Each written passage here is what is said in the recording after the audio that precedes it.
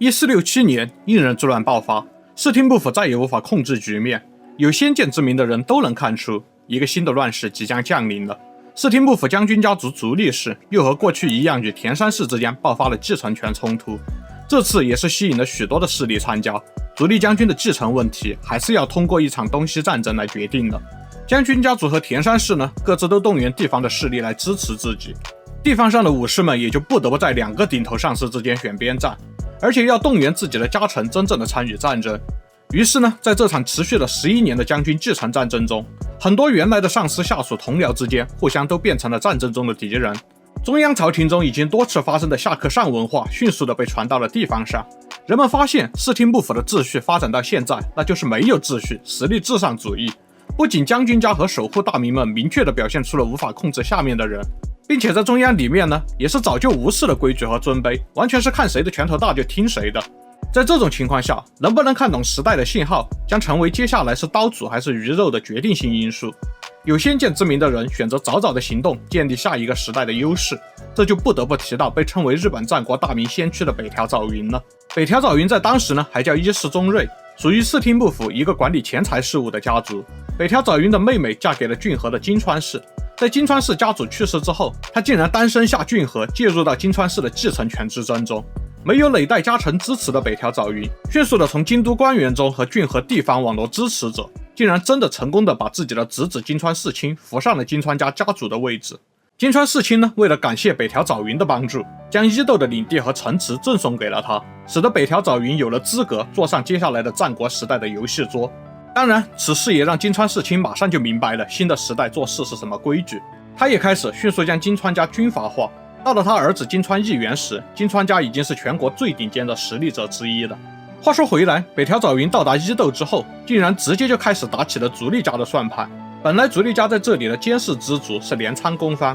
但是此时镰仓公方已经分裂成了枯月公方和古河公方。北条早云呢，就直接灭掉了枯月公方，自己控制了伊豆政权。拥有实力之后的北条早云又继续进攻关东，打败了当时关东名义上的统治者大森氏，并且夺取了相模小田原城。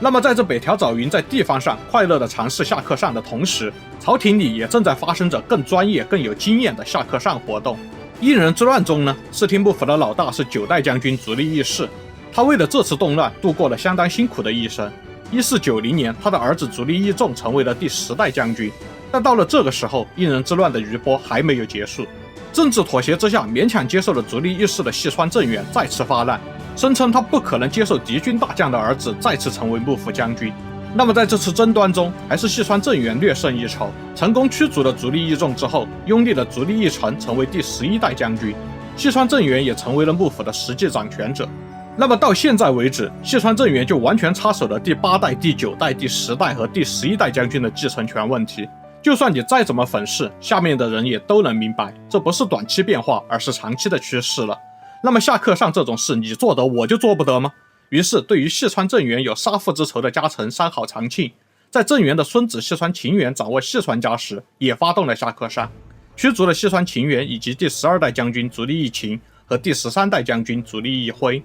山好长庆呢，不仅像细川政元一样掌握了政权，甚至直接向天皇汇报工作，已经是把室町幕府的法统扔在地上在踩两脚了。就是这种情况下，室町幕府第13代将军足利义辉为了防止全国性的内战，还是接受了山好长庆的和解提案，回到了京都。可见室町幕府确实是走到了最后的日子。于是呢，山好长庆更加肆无忌惮地扩大势力，镇压了政敌细川家和将军家之后，山好长庆又开始向四周扩张领地。周围的守护大名们也不是吃素的，山好长庆的左膀右臂都战死。控制力迅速减弱之下，他的家臣松永久秀发动了下克上，夺取了山好长庆的权力。那中央如此，地方上也是有样学样，战国大名们开始在各地登场，他们与作为幕府统治秩序的守护大名们相抗衡，逐渐扩大自己的实际控制范围。这些战国大名的豪强们通常也会吸纳原来守护大名的领地和武士，也会从农民中提拔有才干的人，成为只忠诚于自己的武士。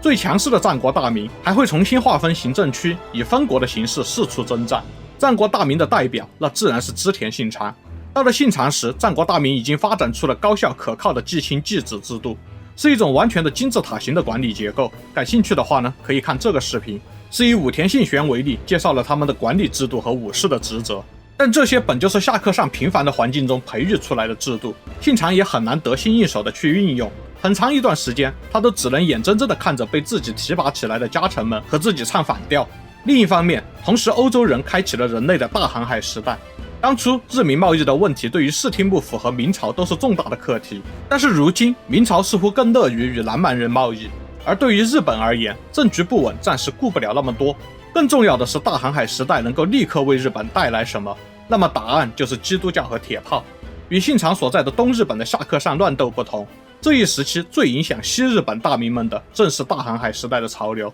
葡萄牙商人在种子岛搁浅时，向种子岛石窑介绍了他们的铁炮武器，石窑立刻明白这一定是战国大名们想要的东西，便开始以火神枪的形式出售。而耶稣会的沙乌略则是在鹿儿岛登陆，按照正规的手续开始了在九州的传教活动。这是因为葡萄牙人开辟的吟诗对流商路有巨大的利润，他们又明显地表现出了对基督徒的好感和信任，于是南方一些大名决定允许基督教的传教活动，甚至自己和家人也皈依了基督教。这种大名被称为基督的大名。最有代表性的是九州的超级豪族大有义政。吟诗对流商路其实对明朝有更深刻的影响，详细可以看这个视频。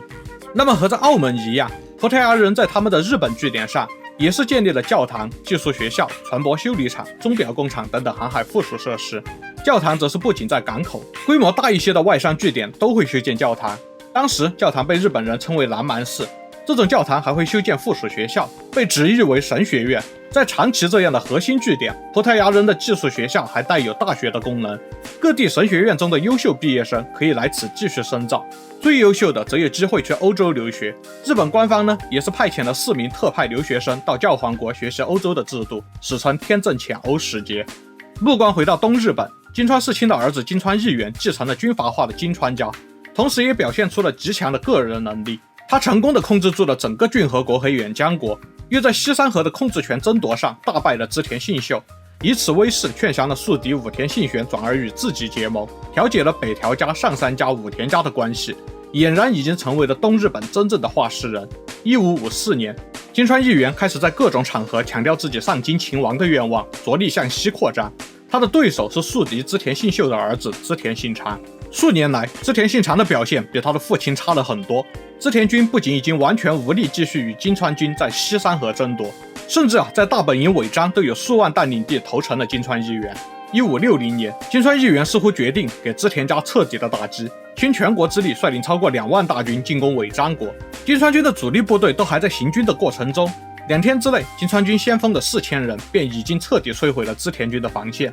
然而，金川军主力到达统辖间休整那天的中午，突然下起了大雨。织田信长率领2000人秘密出击，沿着只能单列通过的山间小道绕道奇袭金川义元的本阵。由于金川军过于分散，此时本阵的士兵人数约为5000人，步兵为主，与织田信长的2000人精锐部队战斗力上其实相差无几。最终是织田军取胜，金川义元战败身死，这是震惊日本全国的大新闻。织田信长迅速地将恐惧植入了所有战国大名的心中，走上了统一日本的第一步。之后呢，织田信长迅速转头，继续攻略美浓国，利用妻子隆基的影响力和美浓国新主不受信任的机会，策反了美浓国的豪族们，很快完成了吞并活动。之后，他便将自己的大本营迁往了美浓岐阜城。也是在这一时期，织田信长提出了天下不武的口号，虽说是在表达复兴室町幕府，但是其完成统一的野心已经很明显了。为了提高自己的权威性，信长也打出了支持足利义昭就任将军稳定政局的旗帜。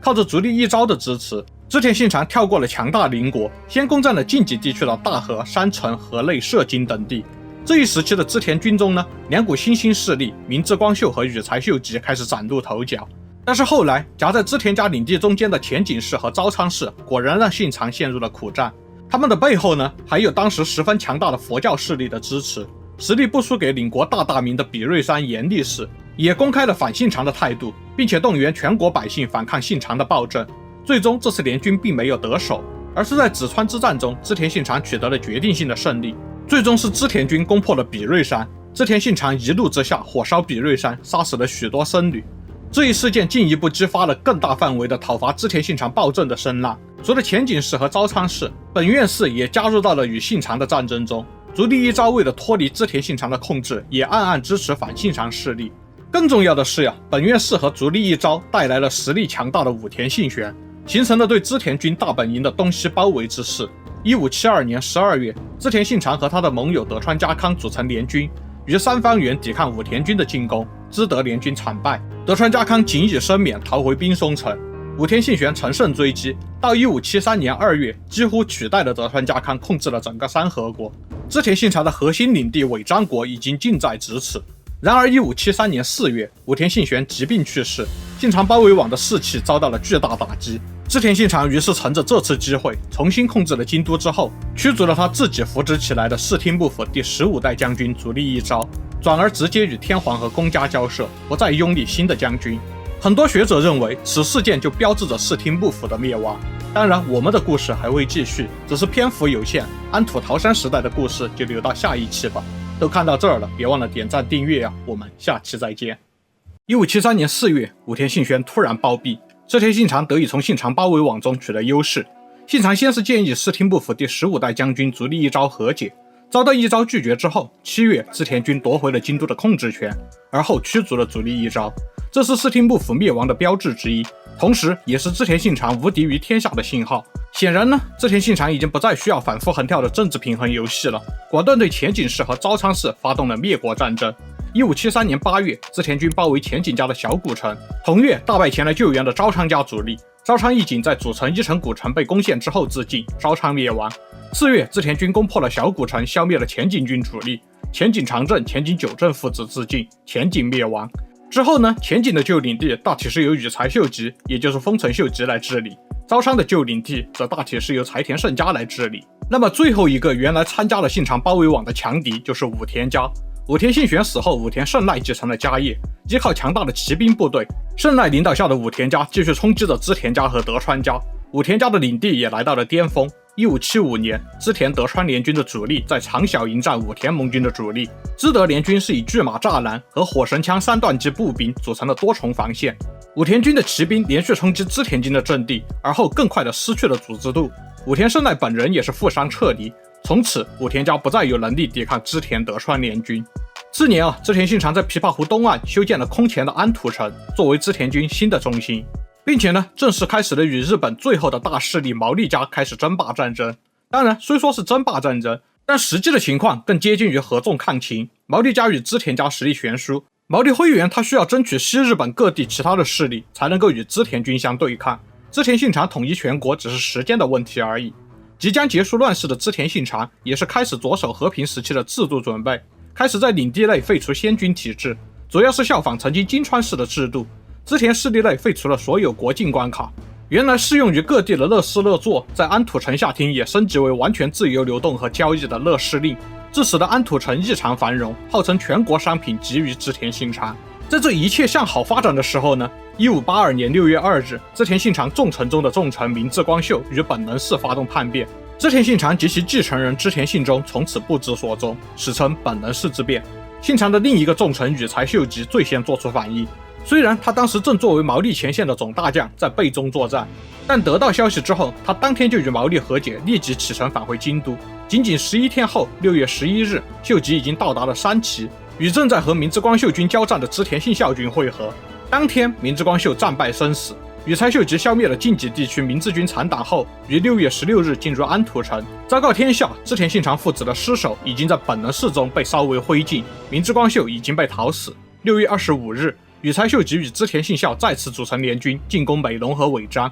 明智光秀的残余势力被彻底清除。6月27日，织田信长的遗臣们开始了讨论接下来走向的青州会议。织田信孝未能如愿成为新的话事人，核心的问题被暂时搁置。织田军实际上是分裂成了几个大势力。次年，羽柴秀吉为首的联盟击败了柴田胜家为首的联盟，织田信孝和柴田胜家自尽。织田信雄不再有能力挑战羽柴秀吉，秀吉实际上成为了织田信长的继承人。差不多同时，织田信长开始修建大阪城作为自己新的行政中心，为即将到来的决定织田信长遗产归属的最后一战做准备。1584年，织田家与德川家的青州同盟依然有效，织田信雄与德川家康组成联军挑战羽柴秀吉，这也是当时最后一个有能力挑战秀吉的势力。双方激战半年，谁也不能给对方造成决定性的打击，最终是以平局收场。此战也令羽柴秀吉认识到，在织田军的框架下，他无法收编所有的势力，武力征服他现在的实力也还不够。于是秀吉改变策略，他借用朝廷的权威，以天皇的名义命令全国各大名停止战争。秀吉作为世界警察，只需要逐个击破单个势力即可。这个策略迅速奏效。在劝降各地小势力后，羽柴秀吉升任关白。在消灭了四国长中武部家之后呢，他再兼任太政大臣，并获赐了丰臣姓。到1590年为止，丰臣秀吉消灭了北条氏政，降服了岛津义久和伊达政宗，收编了德川家康和织田信雄。日本终于结束了100余年的分裂，重归统一，标志着狭义日本战国时代的结束。于是丰臣秀吉开始着手于乱世到治世的过渡工作。首先，他对全国进行了重新减地，对田地的面积和收获量重新普查，以衡量日本当时实际的生产力。之后以减地的结果和统一的度量换算成米的收获量，以大约180毫升为1盒，1000盒为1担，以此为依据重新衡量各地的实力及担高制。减地和担高制加起来可以合称太阁减地。此外，丰臣秀吉又主导了重新分配土地，实行一地一作人令，将土地分块之后以个人为单位重新分配。秀吉还颁布了刀授令，以农民如果拿起武器引发混乱，会再次迎来乱世为由，没收了百姓的武器。一地一作人令和刀授令可以合称为兵农分离。对于越来越重要的宗教问题，秀吉也下场指导。可能是出于模仿织田信长，丰臣秀吉最初采取了保护基督教和允许基督教在自己的核心城堡内修建教堂的态度。而后呢，基督教大名大村纯宗竟然在长崎直接将土地捐赠给了当地教会。得知此事的丰臣秀吉意识到基督教的存在本身会影响日本的封建制度，遂颁布了半天年追放令，将基督教传教士驱逐出境，也禁止了大名在未经许可的信仰基督教。直到1596年，西班牙商船圣菲利普号因为在海上遇上了台风，而到土佐靠岸休整。秀吉拒绝了船队的保护他们不受日本人攻击的要求。船员拿出地图，傲慢地说：“我们的祖国西班牙可是当今世界上最强大的日不落帝国，你们日本这样的罪儿小国拒绝保护我们，是想和西班牙开战吗？”秀吉回问道：“那你们西班牙是怎么扩张到这么强大的呢？”船员呢就回复说，西班牙国王派遣基督教传教士和军队到世界各地，一边传教一边征服。丰臣秀吉于是立刻改变了对基督教的态度，认为传教是危险的活动。他很快下令禁止基督教活动，并且在长崎处决了26名传教士和基督教学校的教师，以表决心。但其实丰臣秀吉他也想要向海外扩张，他曾经派人劝降葡萄牙的果阿敢和西班牙的马尼拉，当然对方不可能当回事的。此外呢，丰臣秀吉也继承了织田信长的遗愿，试图进攻明朝。作为跳板，他要先征服朝鲜。1592年，日本第一次入侵朝鲜，称文禄之役。这次进攻比较顺利，今天的首尔和平壤这些地区都被日本占领了。不过，随着明朝作为宗主国派遣军队支援朝鲜，以及李舜臣率领的朝鲜抵抗力量从海上切断了日军的补给线，日本也无法继续推进。于是呢，前线的日本将领们开始了和谈，私自停战撤军。但是最终谈判是破裂了，丰臣秀吉再次命令出兵，视为庆长之役。对日本而言，庆长之役比文禄之役打得辛苦得多，朝鲜的抵抗力量一直都很顽强，明朝的支援态度也显得比上次更加的坚决。秀吉也意识到了应该听取前线执行者们的意见，但是一切为时已晚。庆长之役乃是丰臣秀吉作为政治强人独排众议强行推进的决策，因此这件事本身已经和他的统治权威相挂钩。日本政府现在承受不起承认这场战争失败的国内代价，于是秀吉只能在遗言中命令自己死后立刻从朝鲜撤军。再回到日本国内，丰臣秀吉呢，在晚年又建立了一个由大名合作的中央决策体系，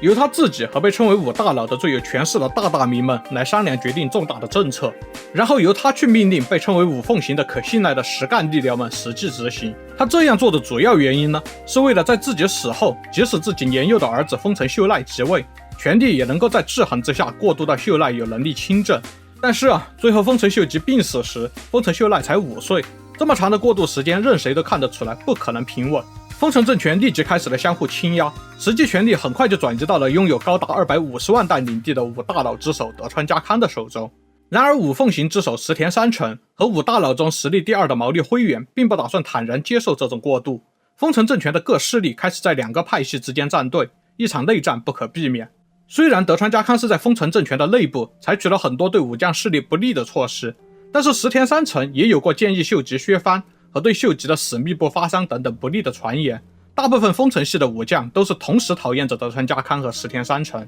虽然外部大名的战队比较混乱，但是从丰臣系大名来看，大体是武将支持德川家康，官僚支持石田三成。因此这次争端也被认为是秀吉死后丰臣集团内部的武将派和力僚派之间的决策权之争。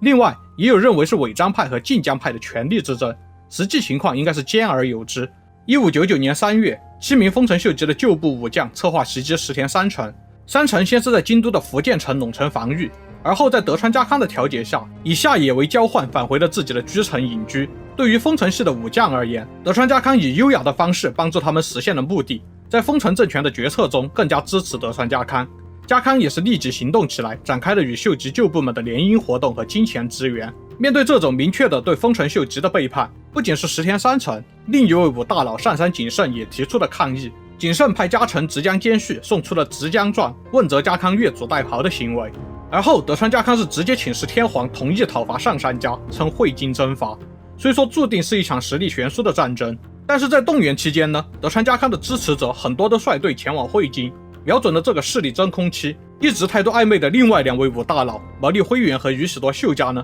是在西日本集结部队，故称西军。当德川家康进驻到利木县时，听说了毛利辉元和宇喜多秀家组成了联军的消息，认为直江壮乃是石田三成的调虎离山之计，无奈取消了会津征伐。时间上呢，德川家康已经来不及率领主力部队返回大阪了，于是他在下野集结部队，伊达政宗和福岛正则2大势力前来支持家康，视为东军。东军和西军双方都采取了对周围的所有地方势力全面出击的动作。这场在全日本各地爆发战事的空前大战，原以为会持续很长的时间，然而双方主力部队最终是在1600年10月21日在关原决战。仅仅半天，这场关原之战便分出了胜负，东军取胜，石田三成被抓住处决。此战之后，德川家康无敌于天下，他继续在丰臣政权的系统内凝聚权力，终于是在1603年2月12日就任征夷大将军。这标志着江户时代的开始和安土桃山时代的终结。当然，我们的故事还没有结束，战国在江户时代的延续就留到下一期吧。都看到这儿了，别忘了点赞订阅啊！这里是巫女花散里，我们下期再见。关原之战后啊，德川家康无敌于天下，不久后呢就任了征夷大将军，开创了江户幕府。隐忍半生的德川家康终于是等到了属于德川家的时代，也就是江户时代。然后呢，德川家康很快将将军的位置传给了他的儿子德川秀忠，这就象征着幕府将会在德川家中代代相传，避免德川家像织田家或者丰臣家一样，因为没能稳定的将权力交接给2代，最终变成了为他人做嫁衣。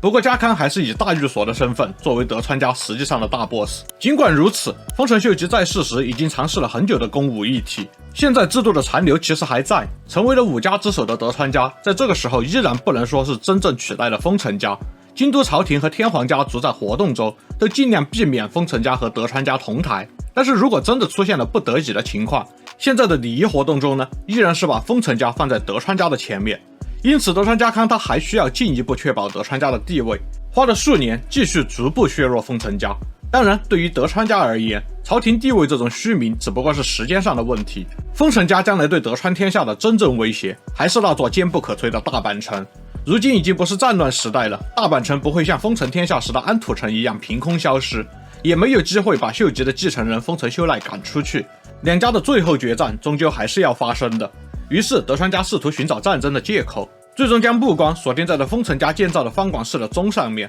经由与德川家康关系暧昧的名声南关坊天海之口，钟名上的国家安康、四海诗化、万岁传芳、君臣丰乐之句，被解释成了讽刺德川家篡丰臣位，并有诅咒家康人头落地的嫌疑。这一次呀，丰臣家没有继续推让求和了，而是对这种挑衅表示不屑，双方开始备战。那么在这德川家和丰臣家明争暗斗的10几年间呢，国际环境和日本的对外关系也发生了巨大的变化。此时西班牙和葡萄牙已经开始衰落，英国和荷兰也成为了大航海时代的领军者，二者也都成立了东印度公司来开发亚洲的贸易。对于日本而言，一直以来有打交道的都是西班牙和葡萄牙，主要的课题也仅仅是铁炮和基督教。现在日本国内的形势相对和平，他们需要认真的面对新的客人了。其实就在关原之战的1600年，荷兰商船利福德号在太平洋上遇难，漂流到了丰后国。他们到达日本时，80%的船员都已经死在了海上。但是幸存下来的英国人威廉亚当斯，也就是三浦岸真，和荷兰人杨乔斯腾被邀请前往江户与家康面谈。家康通过他们了解到了西班牙和葡萄牙的实际情况，对两人赞赏有加，希望他们担任外交顾问。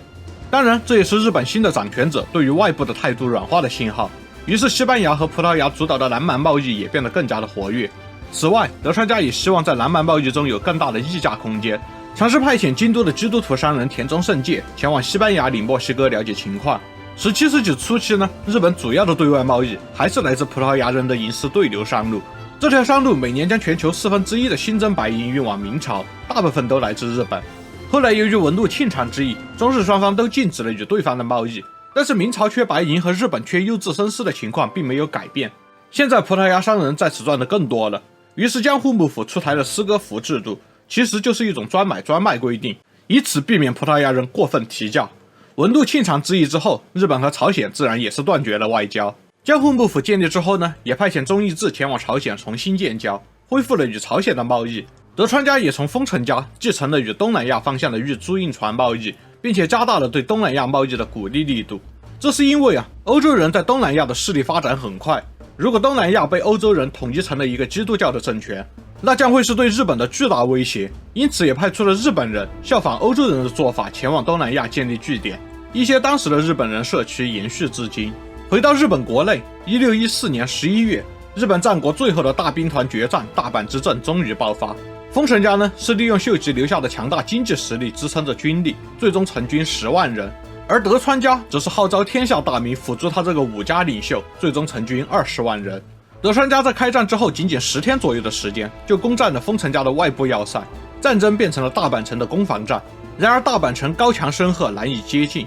唯一没有自然河流防御的方向也被真田信繁，也就是真田信春修筑了出城真田丸进行防御。真田军在真田丸的方向挑衅引诱德川军，使得德川军发起了强攻，遭受了很大的打击，依然无法打开缺口。强攻不下也在德川军的预测之内。前线战斗的同时呢，德川家康也派人到电川上游修筑工事，减少电川的水流量。到电川的水深度直到膝盖的高度时，这个方向的德川军开始了向前推进。第3个计划是直接对大阪城发动炮击，当时炮弹只是铁球，并不是炸弹，并不能造成决定性的破坏。但是后来有一发炮弹直接击中了天守阁和丰臣秀吉的母亲电电的房间，有2名侍女当场死亡。电击查查本来是丰臣家决策集团中最重要的坚决抵抗派，而这次炮击让他直接转向了投降。于是丰臣家态度软化，双方开始了和平谈判，大阪东之阵至此结束。根据和谈的结果，德川军在电川上游修筑的工事被保留，内窟和北外窟也需要被填平。如此一来呢，大阪城的护城河就只剩下了天满川，不再那么坚不可摧了。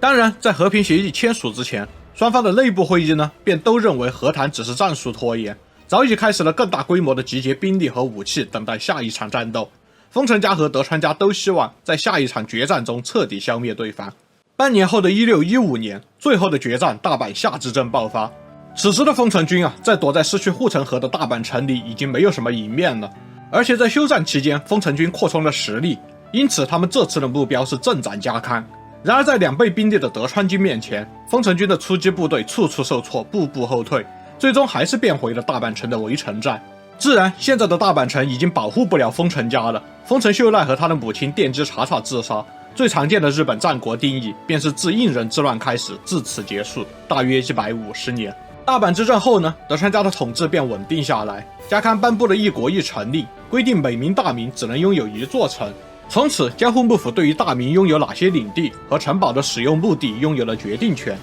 地方上的这部分战争潜力被收归中央。而后，江户幕府又颁布了5家诸法度，进一步限制诸大名，包括不允许修筑新城，大名及其重臣的婚姻需要先获得许可等等。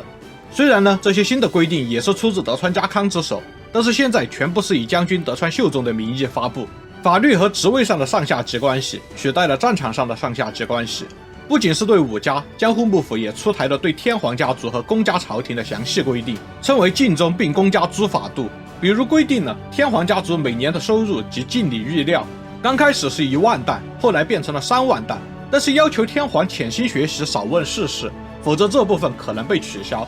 显然，德川幕府是理解用无限的不能变现的学习可以填满人的精力，以方便统治。也许这是19世纪日本拥有比英国本土还要高3倍的识字率，却依然是最落后的国家的原因之一。更详细的日本当时强大的教育实力不能变成国家竞争力的原因，欢迎看我的第1期会员视频。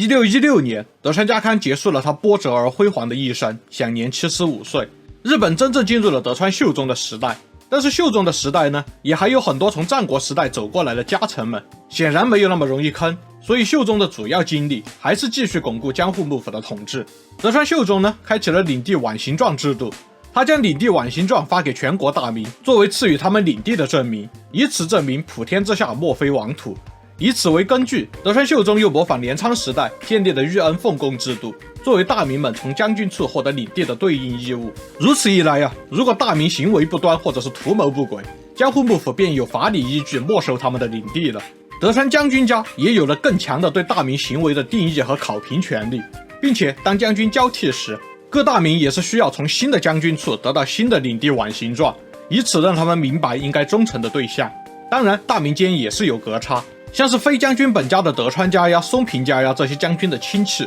被称为亲藩，而亲藩中又以尾张、纪伊、水户三藩的地位最高，被称为御三家，是仅次于将军本家的五家。亲藩大名们呢，基本是被分配到晋级啊、关东呀之类的高羽之地，也会参与到幕府的政治运营中。在他们之下，是从三河国时代起便追随德川家康过来的从农之臣们，被称为普代大名。他们对于德川家的辅佐地位，很多也都是会代代相传，是江户幕府政治运行中实力强大的一个部分。再往下就是关原之战之后才向德川家康宣誓效忠的大名们，称为外样大名啊，听名字就知道不怎么好。他们中虽然有不少在大阪之争中立下的大功，也因此获得了很高的待遇，但也要被赋予外样大名这个不被信任的称号。这些远离政治中心却又实力强大的外样大名，难免因此不满，最终站出来终结幕府啊，也算是一种自证预言吧。那么德川秀忠拥有这样的实力去改造政治结构，是因为德川将军家呢现在的实力确实是绝对强大。幕府从伊豆金山、佐渡金山、深野银山和石见银山的开发中获得了丰厚的利润，幕府直领也从丰臣家时代的200万担翻倍来到了400万担。将军家从盐贡比和海外贸易中获得的利益也很大。这些经济实力支撑着德川家在前3代将军时期一直在改革制度，强化中央集权。1623年，德川秀忠去世，德川家光继承了江户幕府第3代征夷大将军。在家光的时代，德川家完成了军国主义的幕藩体制，德川家以压倒的经济和军事实力稳定地统治了日本。德川家光呢，先是更新了武家诸法度，开启了后来让大名们怨声载道的参勤交代制度。这个制度要求大名的妻子和子女住在江户的宅邸中，大名呢只是要在第1年的4月从领地前往江户居住1年，然后第2年的4月又从江户返回到领地居住1年，循环往复啊，可以说是连大名自己都成了交给将军的人质，而且费用还得自己出，简直是血亏。但是其实在参勤交代开始的1635年，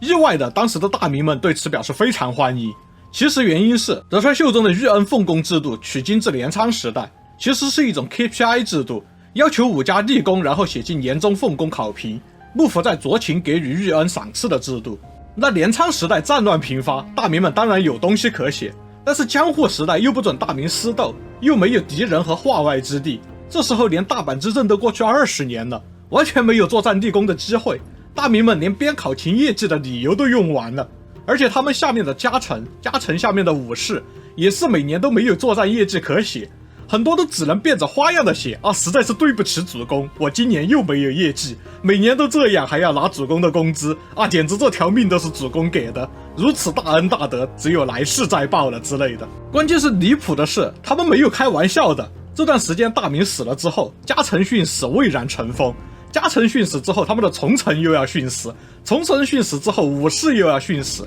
显然这套制度已经难以为继了。所以当时参勤交代为大名们提供了奉公的理由，通过参勤交代让幕府看到自己的军事体制，以此证明自己在领地中没有疏于军务，这场考评的游戏终于能继续玩下去了。如此一来，大名们和幕府之间终于有了让双方都能感到安全的长期制度。参勤交代启动之后2年的1637年，最后的大规模下课上天草一揆，也就是岛原之乱爆发。被苛政压迫的农民们在当地基督教徒名门的领导下，组织起了许多浪人发动议揆，并且向全国大民和欧洲国家发出信函，要求共同推翻德川幕府。虽说最后幕府讨伐军是付出了8000人战死的巨大代价，但是终究议揆是被镇压。更重要的是，此战让所有人都看到了，已经不会再有势力支持推翻德川家的活动了。让人们也看清楚不会再有战争来改变命运的机会了。参勤交代和岛原之乱使得人们不再对下克上抱有任何预期，至此日本战国时代真正彻底结束。但是我们的故事还会继续，记得点赞关注。江户时代故事的继续就看各位的点赞了，我们下期再见。